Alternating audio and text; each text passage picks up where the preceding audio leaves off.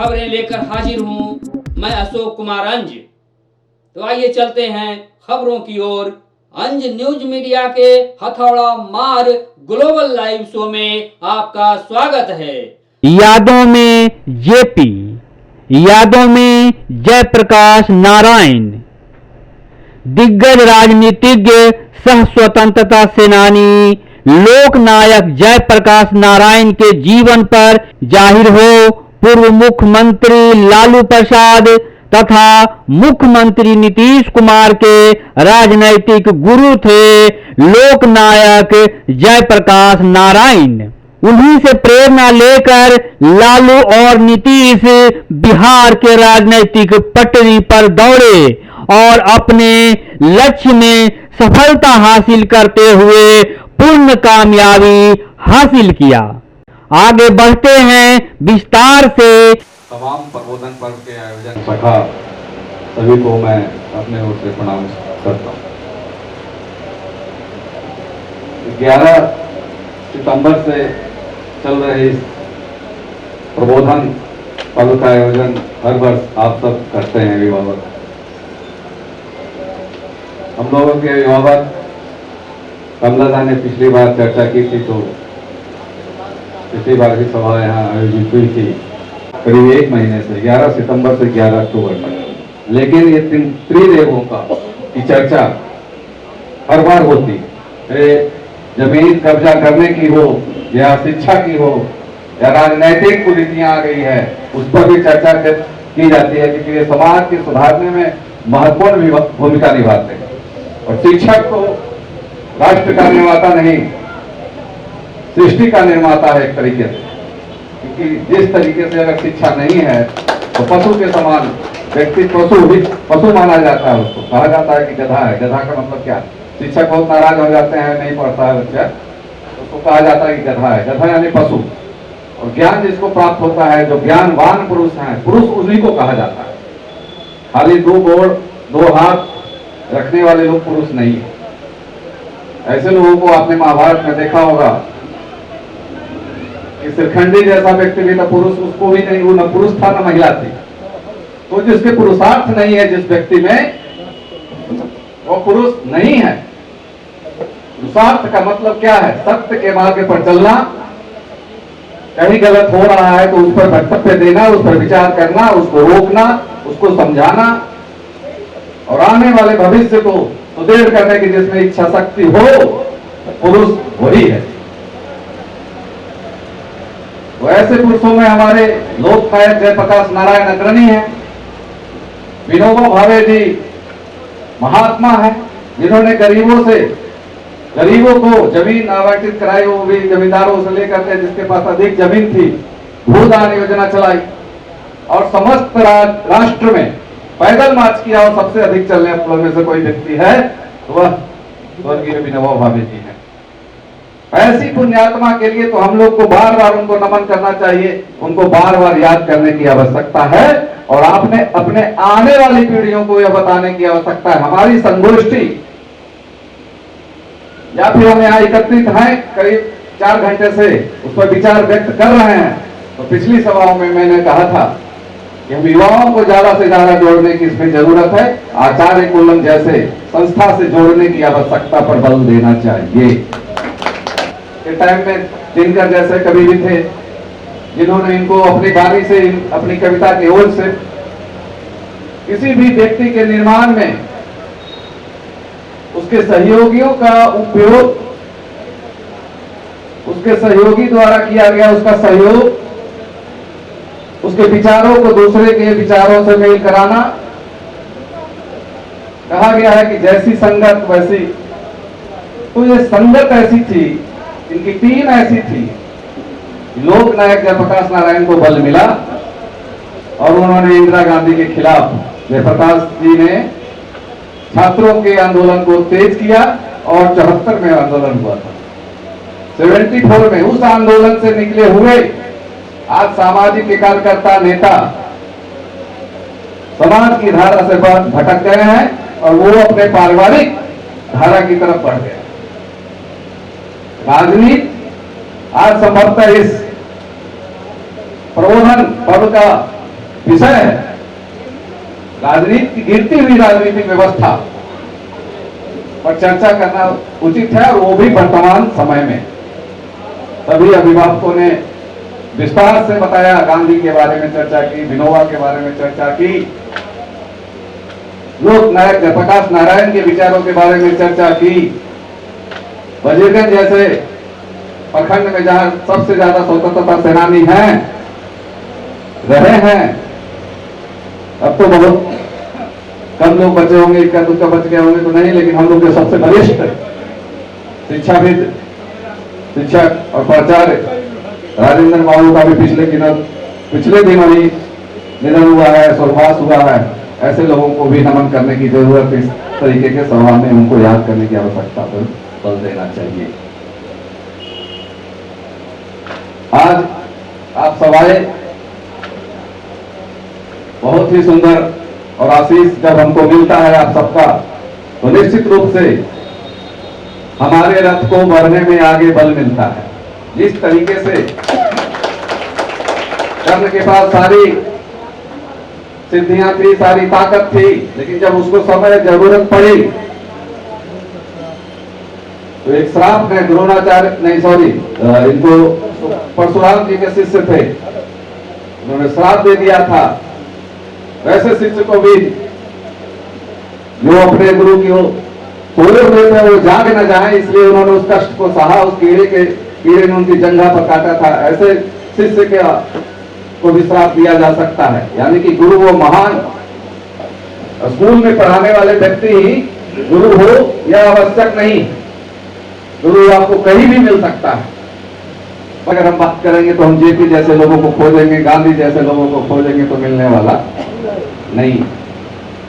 दूसरी परंपरा क्या बन गई है कि आज की तारीख में जो पार्टियां तय हो गई है उनको टिकट सिंबल देना है, और ज्यादातर पार्टी आज की तारीख में छोटी पार्टियां हैं, वो टिकट बेचने का कार्य ज्यादा करती है। आप जैसे उम्मीदवारों को चाहते हैं वैसे उम्मीदवार पार्टियां नहीं दे पाती।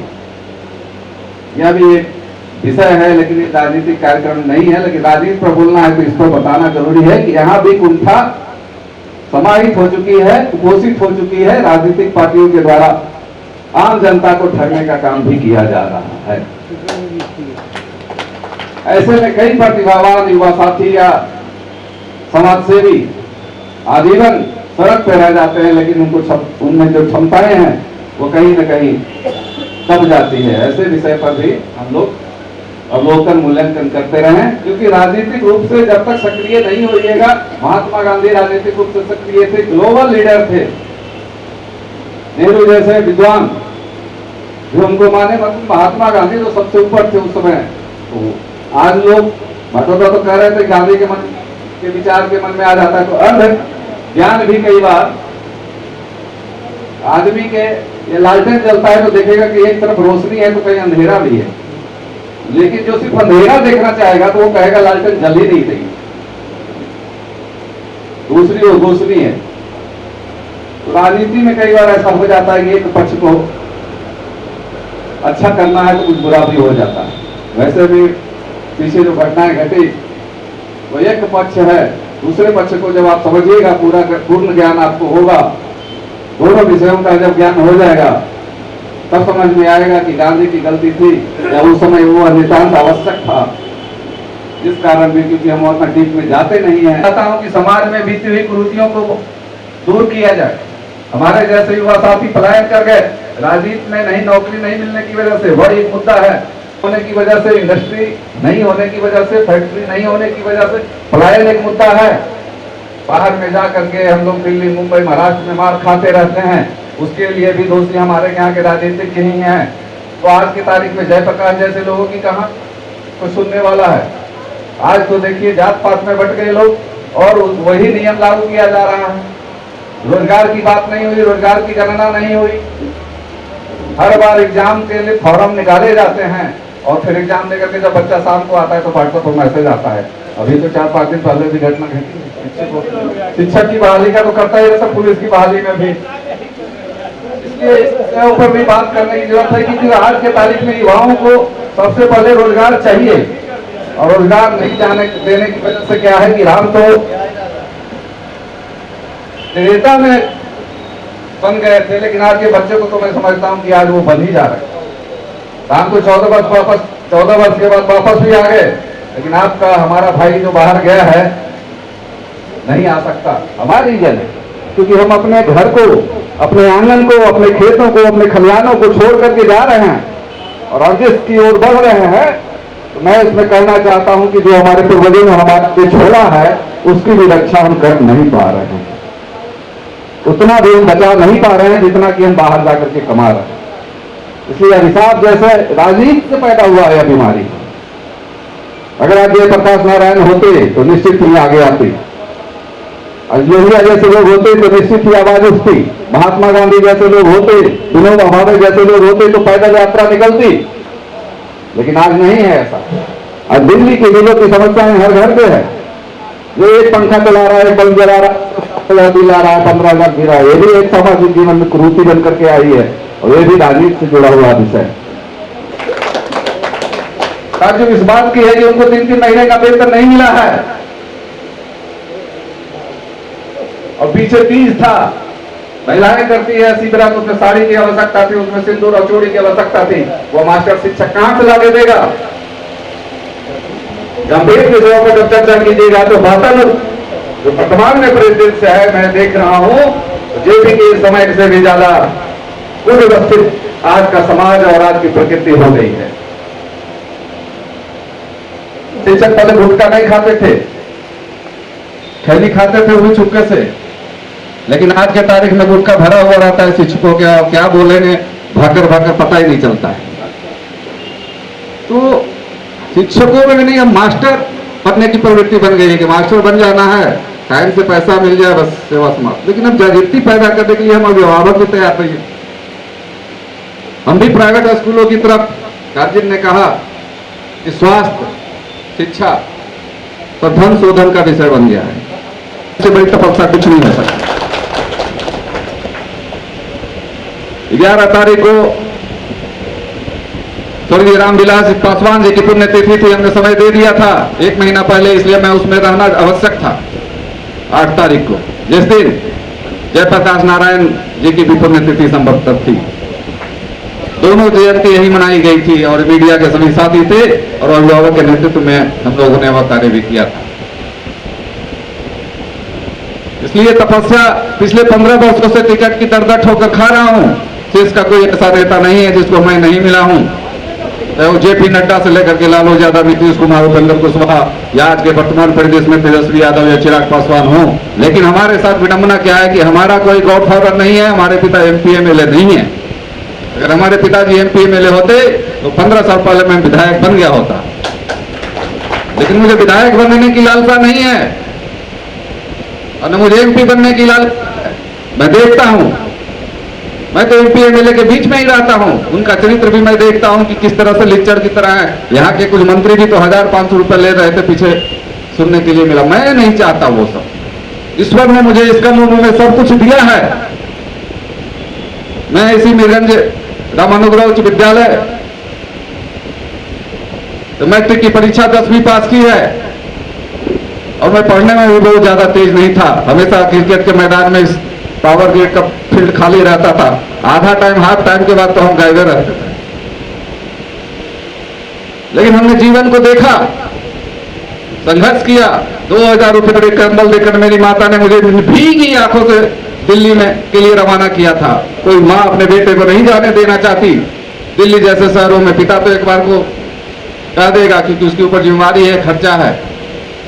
माता तो चाहती है बेटा तुम कम कमाओ लेकिन मेरे पास रहो, खाना खाओ। जब भी माता से बात होगी तो आपको कहेगी खाना खाए कि नहीं, चाहे वो उसकी उम्र कुछ भी हो और आपकी उम्र कुछ भी हो। परिस्थिति में जो देखो दौरा में मैं गया हूँ, वहाँ जंगल में है, बना हुआ है और गरीबों को वहाँ पे भूमि दान से कई उस समय के गांव भी बसाए गए थे, नक्सल एरिया। संघर्ष तो हमने देखा कि जाकर के मैं वहाँ सोया जहाँ एक कमरे में 8 लोग सोते थे। एक हेल्थ कमरा नहीं ले सकता था। शौचालय जाने के लिए मानिएगा नहीं, वो 100 लोगों के बीच पीछे एक डब्बा रखना पड़ता था। 199 डब्बा अगर आपको कस के लग गया। गाँव में है कूड़े के पहाड़, कहीं मस्जिद में गया में देखने के लिए नहीं मिलेंगे। कुतुब मीनार से ऊंचे ऊंचे कूड़े के पहाड़ आपको दिल्ली में मिल सकते थे। क्या है? राजनीतिक इच्छा शक्ति का दोहन ही तो है, कमी है।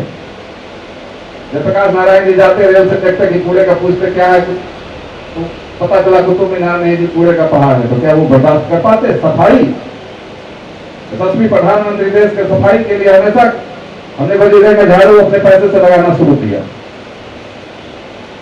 किसी दिन हड़ताल नहीं होती थी और प्रतिदिन सफाई होती थी। जब से नगर परिषद बना पिछले 4-5 दिन से तो मैं देख रहा हूं कि कोई सफाई वाला नहीं आ रहा, गंदगी सड़क पर फैली हुई। इच्छा शक्ति की बात करते हैं, जब जनता ने चुन लिया है तो आप क्यों ऐसी परिस्थिति पैदा कर रहे हैं कि हड़ताल पर चले गए 9 महीने में? इसलिए राजनीतिक जमीन हमारे प्रभु तो किसी ने बोला नहीं, क्योंकि आजकल बोलने और करने की सुनने वाला नहीं है।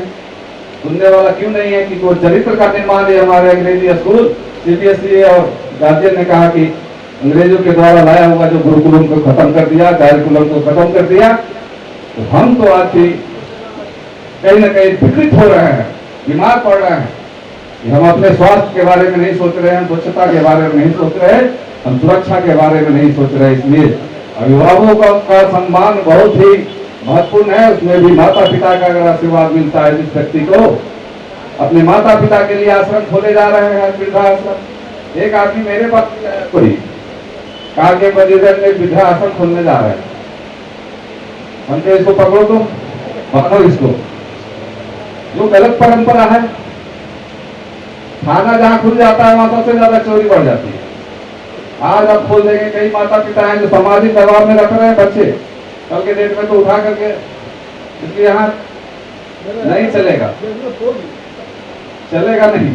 इसलिए आज संबोधन बहुत हुआ और सभी आए हुए साथियों का मैं फिर से आभार प्रकट करता हूँ। पिछले भी कहा था जब भी हम आपस में चर्चा करें तो हम आपस यहाँ कैंपस से निकलने के बाद जरूर चर्चा करें, आप अपने बच्चों में चर्चा नहीं कर।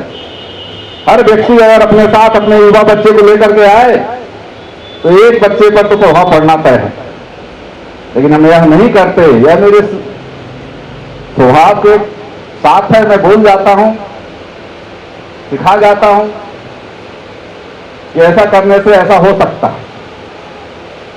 भगत का बेटा वीर भगत सिंह हर दूसरे घर में ही जन्म लो, यह लोकोक्ति लोगों में फैली है। कोई अपने बेटे को भगत सिंह नहीं बनाना चाहता, लेकिन यह तो भगत सिंह वाली बात नहीं है। इसमें तुम अपने युवा साथी क्या कर रहे हो जी, आज फ्री हो तुम भी हम भी, चलो चलते हैं सिनेमा देखने के लिए शहरों में जा रहे हैं साथ में। अभिभावक एवं तमाम साथी एवं ज्ञानवान उद्धत विद्वान साथियों, आपका स्नेह मिले। मैं तो स्नेह चाहता हूँ, आपका आभार चाहता हूँ, आपका प्यार चाहता हूँ, और उसी में मैं हमेशा कहता हूँ कि मुझे आशीर्वाद की आवश्यकता है। आशीर्वाद की आवश्यकता इसलिए नहीं कि मैं विधायक बन जाऊं, मैं बस इतना सक्षम रहूं कि कोई मेरे दरवाजे आए और मुझसे कोई सहायता मांगे तो मुझे दाएं बाएं ना देखना पड़े, मैं इसके लिए आशीर्वाद मांगूंगा। मुझे सारी सुख सुविधाएं एमपी एमएलए से ज्यादा है। मैं तो धूप में चलते काला हो जाता हूं, गरीब के यहाँ जाते हैं। मैं अपने गांव का लगभग 40-45 की उम्र हो रही होगी हमारे को, देहांत हो गया उसका। आते ही मैं जाकर के मिला उसके गरीब परिवार से, होमगार्ड में से तनख्वाह भी नहीं मिलती। हाँ, तो ये चलता रहेगा, मैं प्रयास करता रहूंगा। 17 बार इब्राहिम लोधी ने प्रयास किया, कई लोगों ने प्रयास किया, राम ने कई बार सेतु को वंदना की, विनय न मानव जलधि जल गए 3 दिन भी। कई बार अहिंसा के खिलाफ भी उन्होंने कहा कि कभी अपने ऊपर आ जाए तो अहिंसा के खिलाफ भी आधा श्लोक है वो पूरा श्लोक भी का भी आचरण करना चाहिए। इसलिए विनय न मानव जलधि जल गए 3 दिन भी, बोले सुको प्राण तब भय भी न होत न पी। अगर सरकार डर जाए, जनता से अनुशासन नहीं रखे तो चोर बढ़ जाएंगे, डाकू बढ़ जाएंगे, और ऐसी सरकार का कोई मतलब रह नहीं जाता। इसी के साथ मैं अपनी वाणी को विराम देता हूँ। लोक नायक जयप्रकाश नारायण जी महोदय।